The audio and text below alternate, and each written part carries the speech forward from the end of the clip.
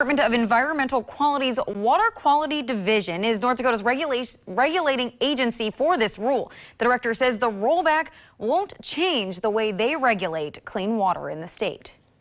The way I see it, the changes that the Obama administration had in the Clean Water Act were taking away a very important segment, and that was the navigability of the water. Basically, prior to 2015, water could only be regulated by the federal government if it was big enough to take a boat out in. The 2015 rules expanded federal reach. Small bodies of water, seasonal streams, water that ponded somewhere. The ag community feared this would force them to keep even pools of water on their farmland clean. But the rule never went into effect in North Dakota. Shortly after that was proposed, a number of states came together. Half the states basically came together. Annabeth says ultimately a federal judge in Fargo set aside the rule for North Dakota, saying it was unconstitutional.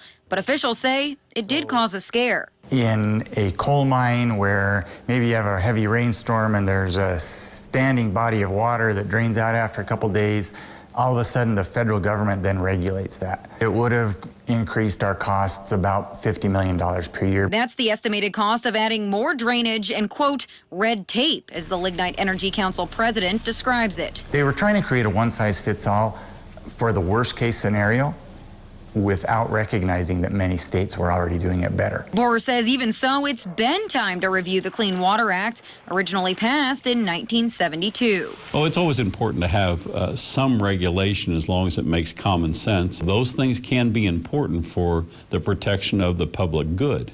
The challenge is whether those go too far. The Trump administration rollback is just that. It brings the regulations back to how they were prior to 2015.